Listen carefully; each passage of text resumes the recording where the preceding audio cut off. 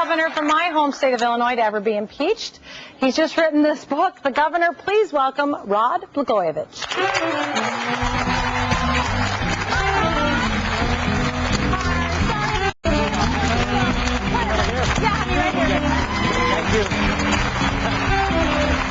Oh my gosh. So what's going on in your life?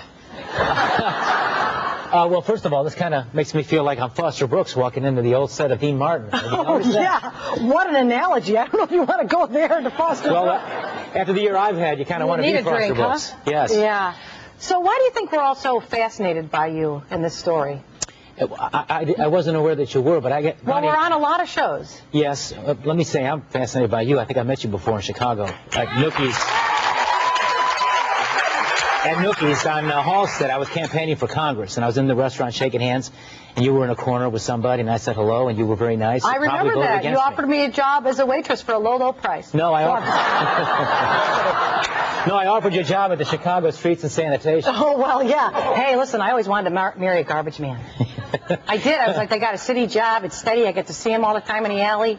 Yeah. Well, you're from Chicago, so you understand it. Yeah. So you're growing up in Chicago. You go to Lane Tech High School. Well, what did your folks do for a living? My dad was an immigrant who came from Yugoslavia after World War II. He was a prisoner of war. So is your dad still around? No, he passed away in 1988. I'm sorry to hear that. What do you think he'd be thinking about everything that's happening right now? He would think that everything is extremely upside down, and that his son, in fact, both of them have been wrongfully accused of crimes they didn't commit, that we've been lied about, and that the truth is just the opposite of what's been alleged. Right. How can that be? I mean, you know, who, like I wouldn't want anybody to listen in on my phone calls. And, you know, when I was reading the book and you were talking about when you said, go ahead, tap my phone, go ahead, listen to my phone calls, like, I would never, I'm not doing anything illegal, but I wouldn't want anybody listening to my phone calls. What were you thinking when you said that? Well, I was thinking, I didn't know that they were tapping my phone calls. I got a question. I got a question about someone potentially wearing a wiretap. Right. And I said, in all honesty, and I stand by everything I said, if you were to listen to all of my telephone conversations, you would hear a governor who's honestly working on behalf of the people. You may hear some language that you wouldn't hear me say in public, but you would hear an honest governor working for the people. The very next morning, they came to my house at 6 o'clock, where our little kids, our little daughters sleep, and arrested me on charges that are false. And let me point out, there are hundreds of hours of taped conversations.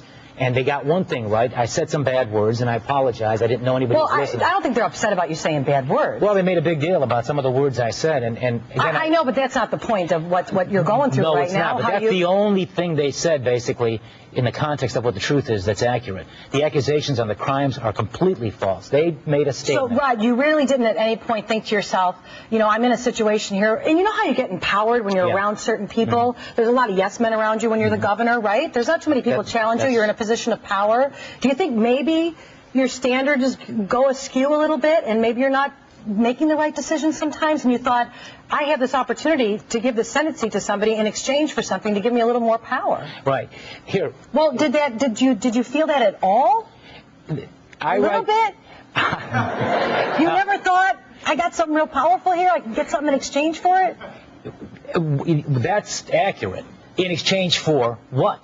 That's the operative question. Well, that's I write what in the book. You say, I'll just, Yeah, I write in the book that on the day before I was arrested and falsely accused of things I didn't do, I directed my chief of staff to consummate a political deal that we've been discussing for weeks and weeks that was painful to me personally, to appoint this person to the United States Senate. But in exchange for that, we would get legislation passed that would put 500,000 people to work, because it would be an investment in public works. Yeah, but you can't, it would expand health care to families and a written guarantee not to raise taxes, and that's the truth. So you were doing it for the people of Illinois, for the people of Illinois. Okay, I understand that there might be a means to an end, but nowhere in the book, just from my observation, and maybe I'm wrong, I would describe you as, you know, a perpetual victim of circumstance.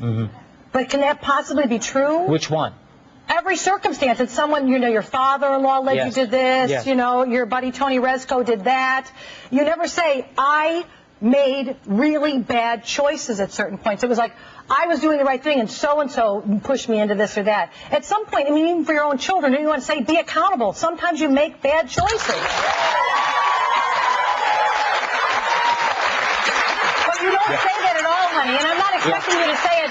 You know, I know you're in a legal situation, but... Oh, no, with all due respect, I hope you read the book. But I did. I acknowledge the mistake on Tony Resco. And I say, as President Obama said, that that's a relationship both of us regret. We thought he was a different person. We thought he was an honest person. He got involved in things we knew nothing about. He was someone we didn't know he was about.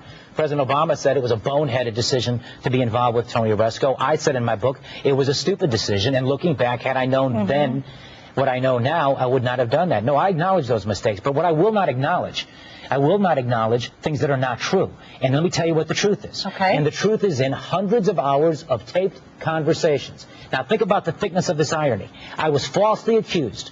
Those who accused me arrested me in my home. They locked me up in a cell. And while I'm sitting in a cell, my accuser said he was stopping a crime spree before it happened. He suggested I was trying to sell a Senate seat for financial gain. The very day before, I'm on those same telephones telling my chief of staff to make the deal with the President of the United States' new chief of staff, Rahm Emanuel, to get jobs for people, health care for people, and no taxes for people. Now, somebody is lying. The tapes tell the whole story. I've said you should hear all the tapes. But have you listened to all the tapes? My lawyers have heard all the tapes. I've heard tapes. I am prohibited. Well, wait, your lawyers... Okay. I am prohibited. I'm sorry, but you need to know the truth can we have here. a sidebar? But let me, You went to law school. I didn't. I'm prohibited. I'm only a nurse, but I might inject you with something just to get you to quiet down. Okay. I understand you're heated because you have lost a lot here. This is a very sad story. This is a family. Yes. Wife and kids. Yes. But at some point, is there no accountability? I acknowledge a mistake in some people in relationships. I talk about that in detail. Honey, it can't be only about the people we're involved with. I've never committed a crime. I'd never intended to commit a crime. And the truth is the opposite. Well, intended to commit a crime, maybe not. I never committed a crime. And let me finish the point I'm making. All right. You want to know the truth? Hear all the private, secretly recorded, taped conversations on my phone. How are we going to hear those if it's hundreds of hours? The public has a right to know. I've advocated that you should hear them. The press has sought to have them released. You know who's keeping them from hearing them? No. My accusers, the prosecutors, went into court and Why said... can't you go into court and say, I want them released? Let's listen to them. A judge would let you do that, The judge has already rejected the media's request for those tapes to be public. Okay? Now, the irony here is, what if I accused you of crimes you didn't commit? And I took some conversations from your phone calls out of context. And then I said, and I go to court and I say, but you can't hear the rest of those conversations. But I twisted things so that all your studio audience think you were trying to sell a Senate seat that you weren't doing. And then... Well, that is what everybody thinks. You're right. Because I No, but I mean, I don't mean that as a joke. Everybody thinks that's what you said. This is a effing valuable thing. You don't just give it away for nothing. And that if I don't get what I want, I'll just take the Senate seat myself. What did you mean by that? Well, again, they took conversations in context and out of context and said some things. What do you think comes after that? What do you think comes after that? You would think... I want a job for my wife if I get the thing? No, you may... No? Well, no, what happened after that? Tell me. It's just that when we're taking a Senate seat, which is something that we have a right to, put the right person in. That's right. Okay. And I made a decision to put the Attorney General of Illinois in there in exchange for jobs for people, health care for people, and justice for people. Put aside my own personal aversion. But not money?